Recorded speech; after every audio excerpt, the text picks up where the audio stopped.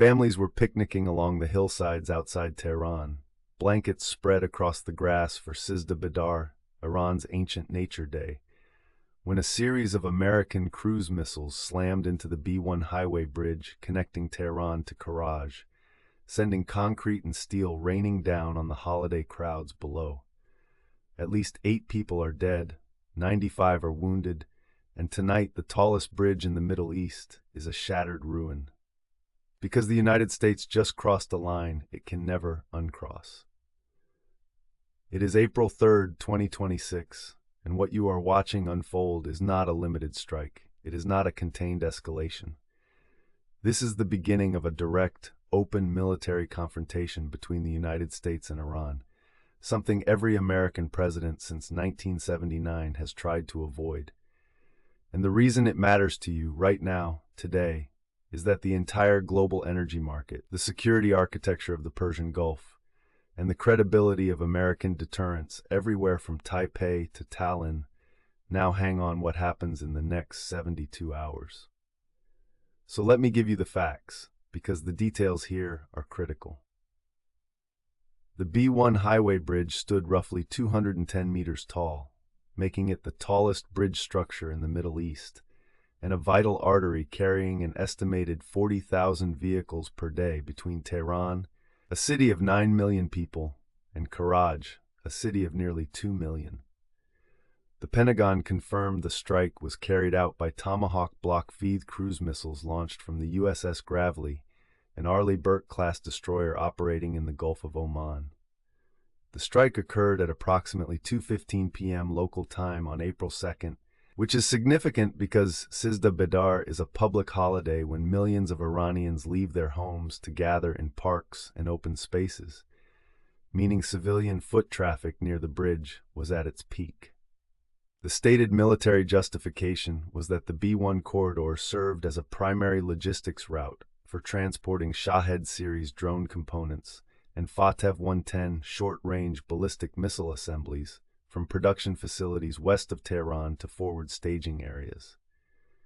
And within hours of the strike, President Trump posted on Truth Social that if Iran does not agree to a complete nuclear deal within 30 days, the United States will, in his words, take the country back to the Stone Ages, specifically threatening to destroy every major bridge, power plant, and refinery in the country. Now here's what most coverage is missing. This strike was not really about a bridge. It was not even primarily about drone supply lines. What the United States just did was demonstrate a willingness to hit critical civilian infrastructure inside a sovereign nation it is not formally at war with on a national holiday, with full knowledge that civilians would be present. That is a message, and the message is not for Tehran alone. It is for Moscow, it is for Beijing, it is for Pyongyang. The logic inside the National Security Council, based on reporting from the Wall Street Journal on April 2nd, is that Iran's leadership only responds to what they call catastrophic cost imposition. The theory is that by making the economic and social pain of resistance unbearable, you force a regime to the negotiating table. But here's the problem with that theory. It has been tested before. The United States bombed North Vietnam's infrastructure for years during Operation Rolling Thunder, starting in 1965. It did not break Hanoi's will, it hardened it. And Iran's Islamic Revolutionary Guard Corps is not a fragile institution. It is a state within a state that controls an estimated 40% of Iran's economy, commands over 190,000 personnel, and has spent 4 decades preparing for exactly this scenario. Meanwhile, the regional picture is fracturing in real time. Israel launched a ground incursion into southern Lebanon on March 30th, pushing north toward the Litani River in what the IDF is calling Operation Northern Shield, targeting Hezbollah infrastructure that survived the 2024 pager attacks and subsequent airstrikes. Iran's Supreme National Security Council issued a statement on April 2nd, warning that American allies in the Persian Gulf, and they named the UAE and Bahrain specifically, would face direct retaliation if strikes continue. Oil futures spiked 11% overnight, with Brent crude hitting $119 a barrel in early Asian trading on April 3rd.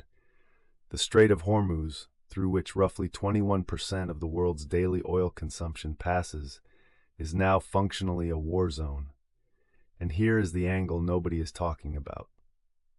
China imported approximately 1.4 million barrels of Iranian crude per day in the first quarter of 2026, most of it through sanctions-evading ship-to-ship transfers in the waters off Malaysia. If the United States escalates to a full infrastructure campaign against Iran, Beijing loses one of its cheapest and most reliable energy sources virtually overnight. That means China now has a direct, material, economic incentive to intervene diplomatically or otherwise. And American war planners know this, which means this escalation against Iran is simultaneously a pressure test on China, forcing Beijing to either abandon its most important Middle Eastern partner or expose the limits of its so-called neutral broker strategy. This is not a two-player game. It is a five-dimensional chess match being played with cruise missiles. 8 people are dead on a holiday. A bridge that took years to build was destroyed in seconds, and the window for diplomacy is not closing. It is being bricked shut from both sides. What happens next will shape the price you pay for gasoline, the security of global shipping lanes, and whether this century's great power competition stays cold or turns hot. If this surprised you, hit like and subscribe. We cover what mainstream media ignores.